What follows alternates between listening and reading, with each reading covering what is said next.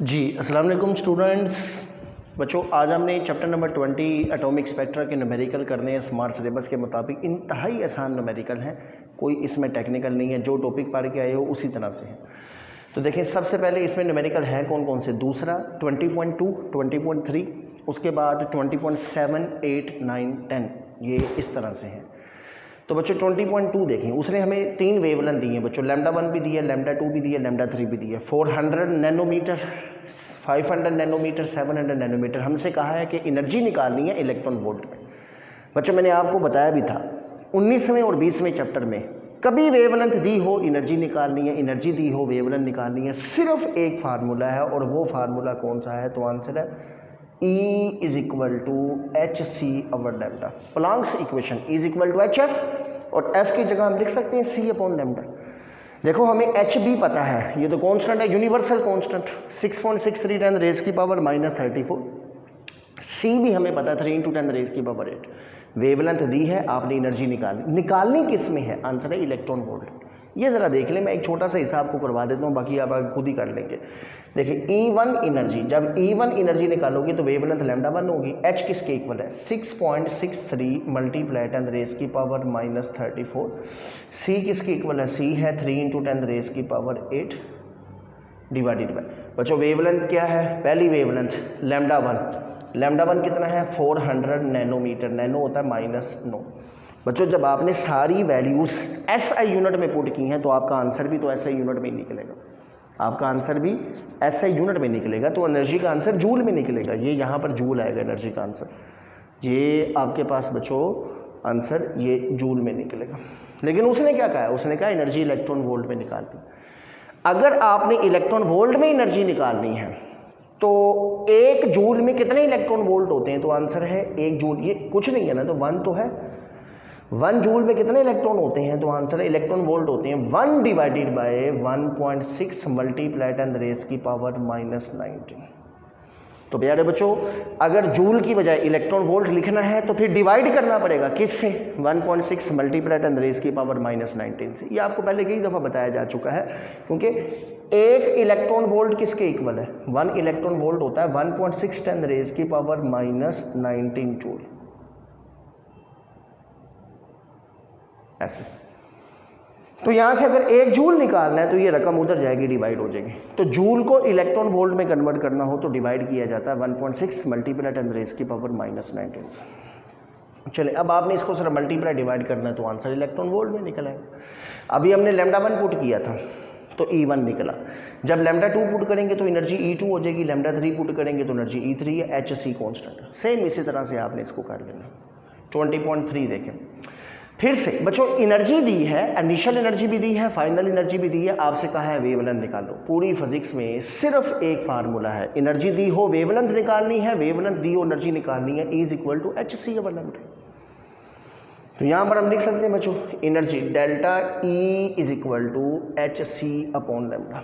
मैंने delta E इसलिए लिखा बिकॉज ये चेंज इन एनर्जी है ना, शुरू में कुछ और है बाद में कुछ और है, इनिशियल फाइनल। तो डेल्टा E यहाँ से लैम्डा निकालो, lambda is equal to HC divided by delta E। जी डेल्टा E को लिख सकता हूँ lambda is equal to HC divided by EF minus EI। बच्चों फाइनल में से इनिशियल को माइनस करना, this is a change in energy, ये चेंज इन एनर्जी। तो H भी है कांस्टेंट, C भी हमें पता है, दोनों एनर्जी डेल्टा E उसने हमें दिया है EF माइनस EI। बस यहाँ पर वैल्यूज़ पुट करनी है तो वेवलेंथ आपके पास निकल आए।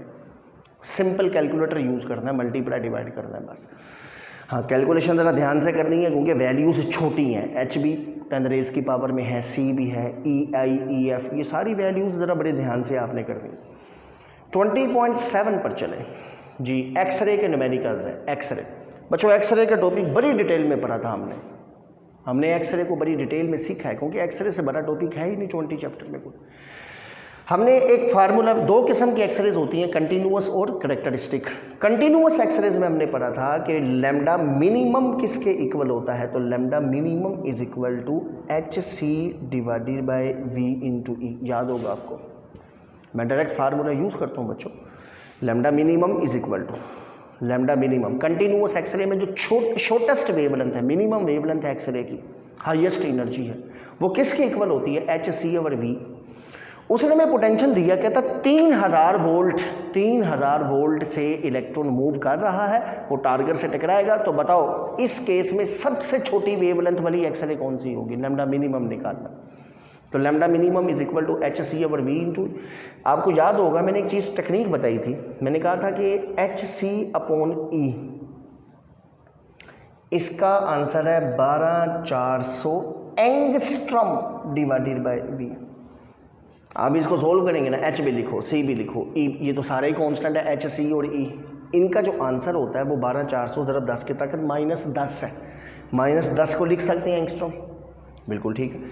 अब यहाँ से सिर्फ एक चीज़ आपने पुट करनी है, lambda minimum is equal to ऊपर 12400 नीचे 3000। जी बच्चों ये आंसर क्या निकलेगा, तो इसका आंसर निकालें 2020 से के, हाँ जी ठीक है, 124 है, 30 ज़रब 4 120 होता है, 120 है। तो इसका मतलब है ये 30 है, ऊपर 124 है, ये 4 पॉइंट समथिंग आएगा, क्योंकि 30 मल्टीप्लाई 4 120 है ना, 120 से थोड़ा ज़्यादा, चले 4.1 कर लें। तो लैम्डा मिनिमम किसके इक्वल निकला है, लैम्डा मिनिमम राउंड अबाउट, बच्चों राउंड अबाउट लिख रहा हूँ, 4.1 एंगस्ट्रॉम का मतलब होता है 10 रेज़ की पावर -10 मीटर। तो एंगस्ट्रॉम लिख लें या ये लिख लें, ये देखिए आंसर। अब मुझे नहीं पता किताब में क्या आंसर है, लेकिन 4 के करीब ही कोई आंसर होगा, हम देख लेते हैं। तो हमारी किताब में बच्चों इसका आंसर है, हाँ इसका आंसर बच्चों तीसरा है, तीसरा नहीं सॉरी ये 7वां है, हाँ 4.14, क्या एक्यूरेट आंसर निकला है, 4.14 मल्टीप्लाई 10 रेज़ की पावर -10। तो बच्चों याद रख लें एच सी ओवर ई, इसका आंसर, इसकी वैल्यू क्या होती है 12400 ज़रब 10 की ताकत -10, जिसे एंगस्ट्रॉम लिख सकते हैं। बस वोल्टेज लिख रही है, बाकी देखें आंसर कैलकुलेटर के बगैर ही निकला है। को तसव्वुर कर सकता था इतनी बड़ी वैल्यू उसको ज़ुबानी सोल्व करना, तो कर लिया हमने। 20.8 देखें बच्चों, 20.8 में फिर से हमें एक एक्सरे की वेवलेंथ दी गई है और हमें कहा गया है, ये कैरेक्टरिस्टिक एक्सरे है, कहता है जिन दो ऑर्बिट में ट्रांजिशन हुई है ना, जिनसे हमें इतनी वेवलेंथ की एक्सरे मिली है, आपने उन ऑर्बिट का एनर्जी डिफरेंस निकालना है। ओ बच्चों वेवलेंथ दी है, एनर्जी निकालनी है, सादा सी बात है। तो क्या फार्मूला पढ़ा था हमने, जी बच्चों delta E is equal to H C over lambda. H भी पता, सी भी पता, वेवलेंथ उसने दी है, यहाँ पर पुट करोगे तो आंसर निकल आएगा एनर्जी का, बस इतना सा तो है ही। ठीक है बच्चों जी। अब 20.9 देखें बे जी, नोट करना है बच्चों कर लें, फिर ये मिटा देता हूँ। चलें अब हमने करना है 20 इसे मैं मिटा देता हूँ। जी बच्चों 20.9 और 20.10 ये दो हमने करने हैं बच्चों।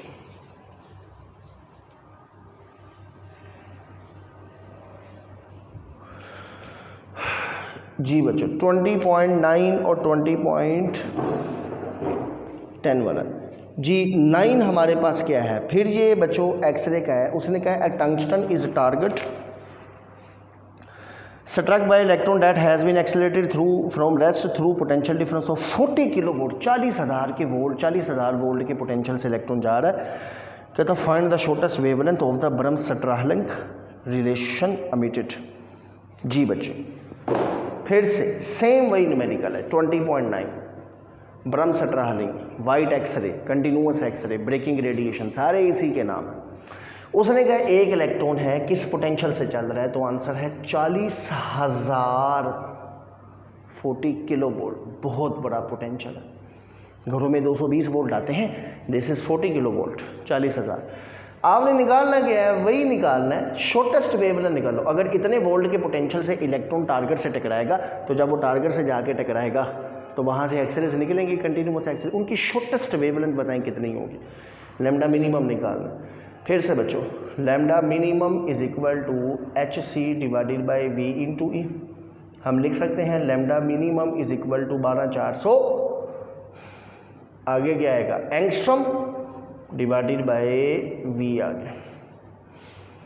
hc/e इसका आंसर 12400 एंगस्ट्रॉम है, 10 रेज की पावर -10। तो lambda minimum is equal to जी बच्चों 12400 डिवाइडेड बाय नीचे क्या है 40 किलो वोल्ट। हाँ जी, इसको मैं ऐसे लिख सकता हूँ बच्चों, प्यारे बच्चों, इसको ऐसे लिखा जा सकता है। देखें ये 40 ज़रब 10 की ताकत 3 है ना, इसको मैं लिख देता हूँ 400 ज़रब 10 की ताकत 2, कोई मसला नहीं। टोटल 4 ज़ीरो थे ना, टोटल 4 ज़ीरो, 3 ज़ीरो ये है, 1 ज़ीरो ये है, टोटल 4 ज़ीरो। इधर भी तो 4 हैं, 2 ज़ीरो ये हैं, 2 ज़ीरो ये हैं, टोटल 4 है। ऐसा क्यों किया ज़रा सोल्व करने के लिए। देखो 2 ज़ीरो से अकेला 4 ऊपर 124 डिवाइड करें 4 × 3, 4 ज़रब 3 12 होता है, 4 ज़रब 1 4 होता है, तो 31 ज़रब 4 124 ही तो होता है। ठीक है, 124 डिवाइडेड बाय 4 आंसर 31 आएगा। ये 10 रेज की पावर +2 ऊपर जाएगा -2 हो जाएगा, -2 तो ये आपके पास आएगा lambda minimum is equal to 31 10 raise की पावर -2। आगे क्या लिखा है एंगस्ट्रम, एंगस्ट्रम कितना होता है -10 को कहते हैं, मीटर कर लें। माइनस और -10 ये हमारे पास आंसर आ गया है।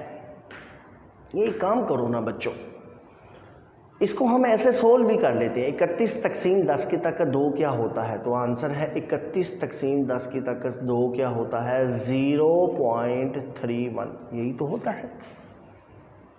जो 0.31 ही होता है, तो ये 0.31 एंगस्ट्रम निकला है।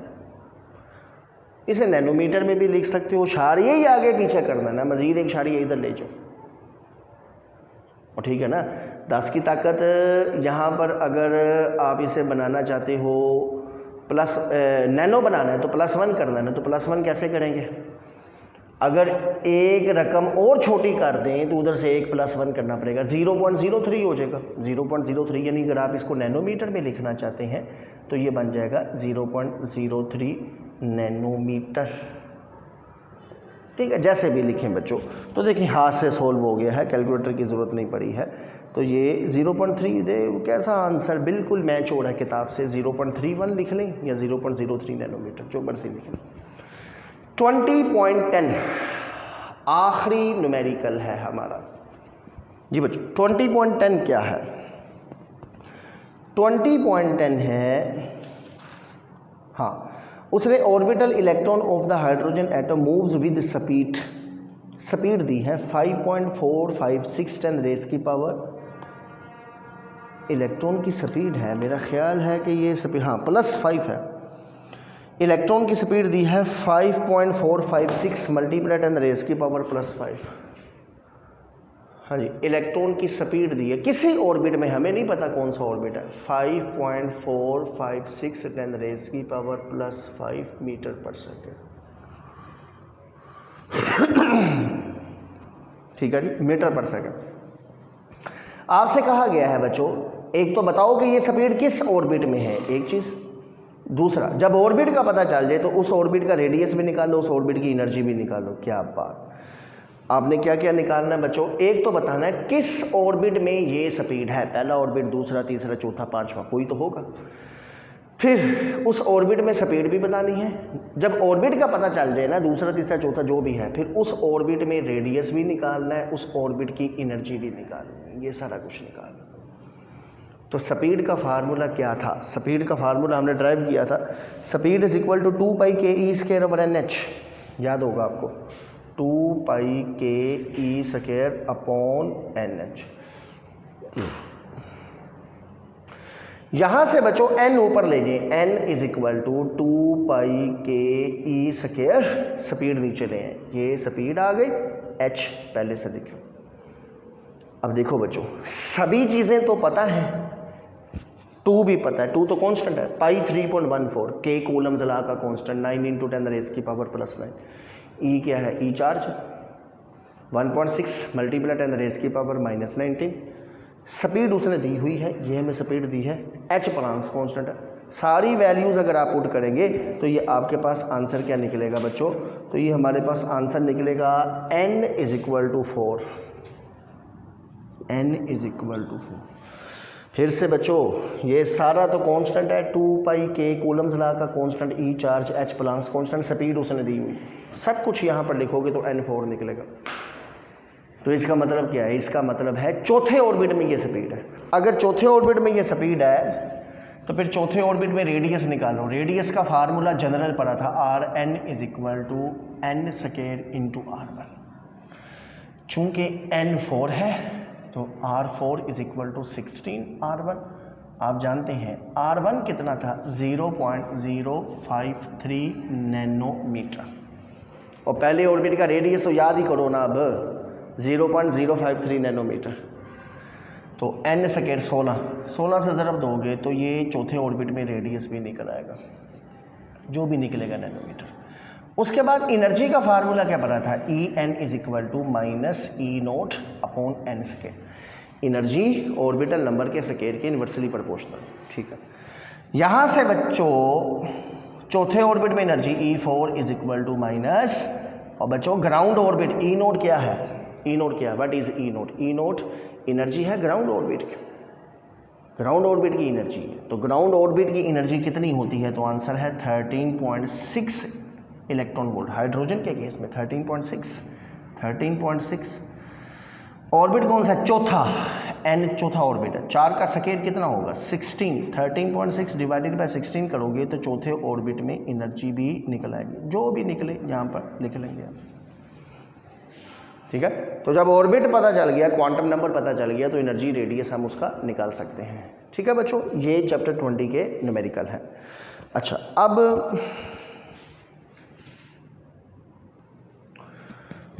बच्चों हमने चैप्टर 20 के कुछ शॉर्ट, मैं आपको वैसे टॉपिक हमने पढ़े हैं, शॉर्ट का ताल्लुक टॉपिक से होता है। अगर टॉपिक आपने अच्छी तरह सीखे हैं तो शॉर्ट भी हो जाते हैं, लेकिन मैं आपको ब्रीफ सा एक हल्का सा जो है ना वो रिव्यू दे देता हूँ सारे शॉर्ट का स्मार्ट सिलेबस के मुताबिक। तो अगर नोट करना है तो कर लें, फिर मैं मिटा देता हूँ बच्चों। ये वीडियो को रोकें और इसको नोट करें। जी बच्चों, कर लिया है? चलें फिर मैं मिटा देता हूँ।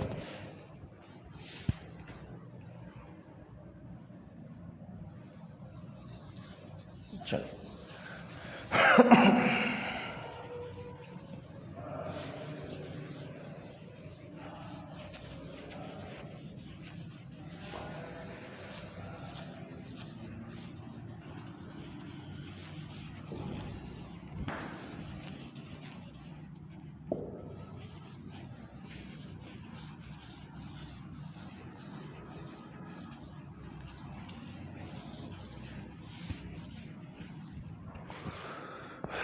जी बच्चों, स्मार्ट सिलेबस के मुताबिक इसके जो शॉर्ट हैं पहले वो ज़रा जहन नशीन कर लें कौन कौन से हैं। शॉर्ट क्वेश्चंस हैं पहला, तीसरा, दूसरा नहीं है, पहला, तीसरा, पाँचवा, सातवां, आठवां, नौवां, दसवां, 2, 4 और 6 ये नहीं है, बाकी सारे हैं 2, 4, 6। 2 वाला, 4 वाला और 6 वाला ये नहीं है। अच्छा बच्चों, जो पहला है ना, पहला इसका शॉर्ट है, वो पहला शॉर्ट आपने बच्चों, मैंने आपको बोहर्स, जब हम क्लासिकल थ्योरी बोहर्स की पढ़ रहे थे उसमें हमने बताया था कि बोहर्स का जो पहला पास्टुलेट है वो क्लासिकल फिजिक्स से कंट्राडिक्ट करता है। क्लासिकल फिजिक्स ये कहती थी 20 पॉइंट, यानी ये अब आप करने लगे हो शॉर्ट क्वेश्चंस एक्सरसाइज के according to smart syllabus.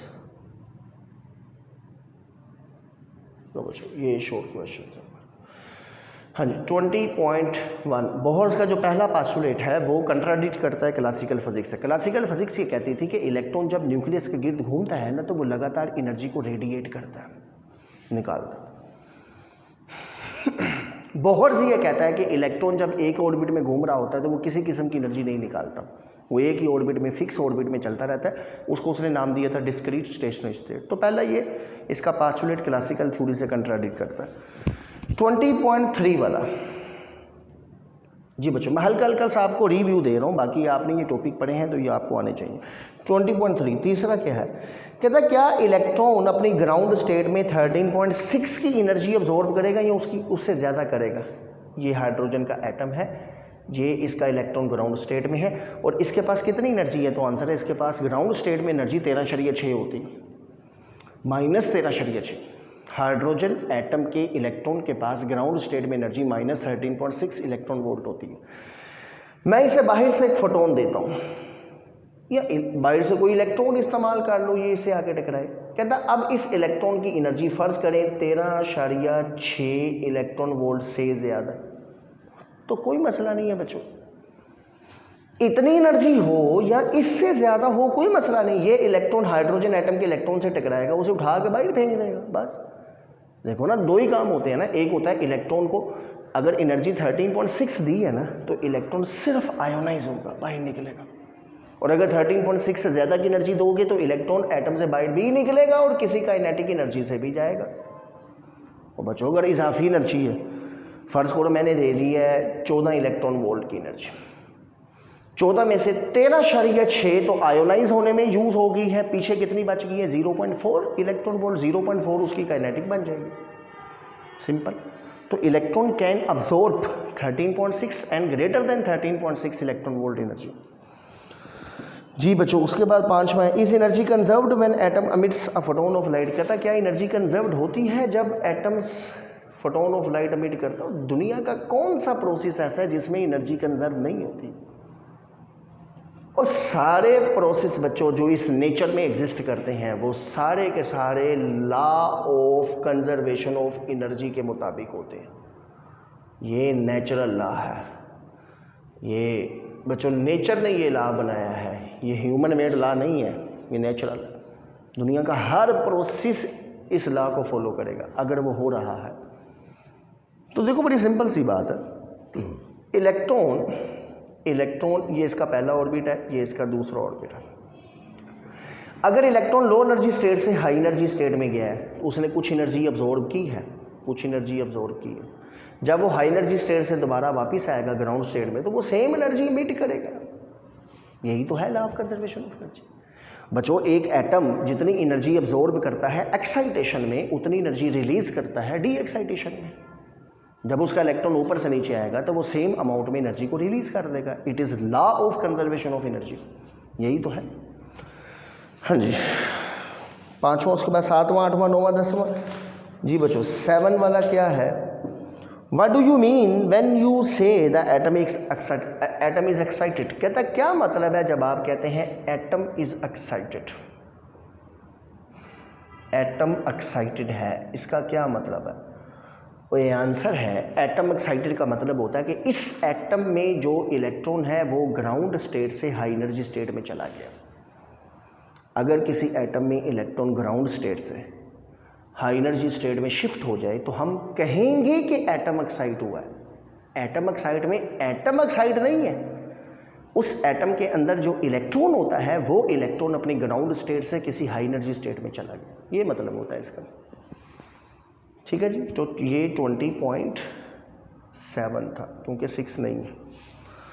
20.8, can X-ray be refracted, diffracted, polarized like any other waves. बच्चों याद रखना, X-ray is electromagnetic waves. X-ray क्या है? एक्सरे इलेक्ट्रोमैग्नेटिक रेडिएशंस है और इलेक्ट्रोमैग्नेटिक रेडिएशंस की डुअल नेचर होती है, ये हमने चैप्टर 9 में पढ़ा है। डुअल नेचर यानी इनकी वेव नेचर भी होती है और इनकी पार्टिकल नेचर भी होती है, फोटोन नेचर, पार्टिकल नेचर। तो एक्सरेस पार्टिकल के तौर पर भी बिहेव करती हैं, वेव के तौर पर भी बिहेव करती हैं। अगर एक्सरे वेव के तौर पर बिहेव करती हैं तो इनमें वेव्स वाली प्रॉपर्टीज़ होंगी। क्या है वेव्स वाली प्रॉपर्टी? वेव्स वाली प्रॉपर्टी होती हैं interference, diffraction, polarization, reflection, refraction, ये सारी प्रॉपर्टीज़ वेव्स की हैं। तो इलेक्ट्रोमैग्नेटिक रेडिएशन सारी की सारी वेव्स भी हैं एज वेल एज पार्टिकल भी हैं, एक ही वक्त में इनका डुअल बिहेवियर होता है। यही तो पढ़ा था 19वें चैप्टर में कि इलेक्ट्रोमैग्नेटिक रेडिएशन और मैटर, ये दो चीज़ें ऐसी हैं जो दुनिया में डुअल बिहेवियर रखती हैं, इनका एक ही वक्त में दो बिहेवियर होते हैं। तो एक्सरेज में सारी प्रॉपर्टीज़ वेव्स वाली होंगी। एक्सरेज में सारी की सारी जो प्रॉपर्टीज़ हैं वो वेव्स वाली प्रॉपर्टीज़ होंगी, वेव्स। अच्छा, उसके बाद बच्चों 20.9, what are the advantages of laser over an ordinary light. Laser के आम लाइट से क्या एडवांटेज है बच्चों? लेज़र लाइट मोनोक्रोमेटिक होती है, कोहेरेंट होती है, यूनिडायरेक्शनल होती है, इंटेंस होती है। ये कोई भी प्रॉपर्टी आम लाइट में नहीं होती। आर्म लाइट यूनिडायरेक्शनल नहीं है, पूरे कमरे में फैलती है। आर्म लाइट कोहेरेंट नहीं होती है, सिमिलर नहीं होती। आर्म लाइट यूनिडायरेक्शनल नहीं, कोहेरेंट नहीं, मोनोक्रोमैटिक नहीं है। आर्म लाइट इंटेंस नहीं होती है। ये सारी प्रॉपर्टीज़ जो 4 मैंने बताई थी वो लेज़र में होती हैं। और लास्ट शॉर्ट है, explain why laser action could not occur without population inversion. कहता है पॉपुलेशन इन्वर्जन के बगैर लेज़र क्यों नहीं हो सकती। अभी तो लेज़र का टॉपिक पढ़ के आए हो, आपसे बेहतर कौन जानेगा। आपको पता है पॉपुलेशन इन्वर्जन नहीं तो लेज़र नहीं। कोई तो ऐसी स्टेट होनी चाहिए जिस स्टेट में इलेक्ट्रॉन इकट्ठे होना शुरू हो जाए, इकट्ठे, और इलेक्ट्रॉन की इबादी, इलेक्ट्रॉन की पॉपुलेशन एक्साइटेड स्टेट में ज़्यादा हो ग्राउंड स्टेट की निस्बत। फिर एक ही फोटोन आएगा, ये सारे एटम को एक साथ डी एक्साइट करेगा। एक ही वक्त में हमें फोटोन चाहिए, हमें बारी बारी फोटोन नहीं चाहिए, हमें फोटोन चाहिए एक ही वक्त में, ठीक है। क्योंकि हमारा काम उसी वक्त चलेगा जब सारे फोटोन एक वक्त में हमें मिलेंगे। जैसे बच्चों किसी फर्श पर मैल था, मट्टी वगैरह जम गई थी, तो मैंने एक पानी का डब्बा भरा, उस मट्टी पर, कीचड़ पर मैंने फेंका फर्श पर, फिर दूसरा पानी का डब्बा भरा, फिर फेंका, तीसरा भरा, कीचड़ अभी तक मट्टी जमी हुई है। मुझे सुबह से लेके रात हो गई है, मैंने को 10,000 डब्बे पानी के फेंक दिए हैं, आहिस्ता आहिस्ता करके फेंकी जा रहा हूँ। वो मट्टी नहीं जा रही है, वो मड, वो कीचड़ वगैरह वो नहीं फर्श से जा रहा। फिर मुझे किसी जो है ना वो बुज़ुर्ग ने मशवरा दिया, किसी अक्लमंद इंसान ने मशवरा दिया। वैसे आप सारे भी अक्लमंद हैं, आप भी मशवरा दे सकते हैं मुझे। तो किसी बंदे ने मशवरा दिया कि आप सुबह से लेकर शाम तक थोड़ा थोड़ा पानी के डब्बे फेंकी जा रहे हो, सफाई नहीं हो रही है, फर्श नहीं जा रहा, उस पर जो है ना मट्टी वगैरह नहीं उतर रही है। आप एक पानी की बाल्टी भरो, उस पानी की बाल्टी को भर के एकदम सारी उस पर फेंक दो, तो पानी का इतना प्रेशर आएगा वो सारी मट्टी उतर जाएगी। तो मैंने ऐसे किया तो मट्टी साफ़ हो गई, फर्श साफ़ हो गई, ठीक है। उस पानी की बाल्टी में कितने डब्बे हो सकते हैं पानी के? 40, 50, 60 हो सकते हैं। तो 60 डब्बे एक साथ पानी के फेंको, वो काम हो जाएगा, बजाय इसके कि एक एक डब्बा हज़ारों फेंको, फिर भी वो काम नहीं होगा। लेज़र ये है, हमें थोड़े थोड़े फोटोन सारा दिन नहीं चाहिए, हमें एक ही वक्त में बहुत सारे फोटोन चाहिए। जैसे कैपेसिटर चलता है ना, कैपेसिटर एक ही वक्त में सारा करंट दे देता है। बैटरी तो आहिस्ता आहिस्ता करंट दे रही होती है, कैपेसिटर चार्ज होता है, चार्ज होने के बाद चंद लम्हों में अपनी सारा करंट डिस्चार्जिंग में वापस कर देता है, हमें सारा करंट एक लम्हे में मिल जाता है। तो लेज़र भी ऐसे ही है, हमें एक ही वक्त में सारे फोटोन चाहिए ताकि वो मिले और हैवी किस्म की लाइट बने।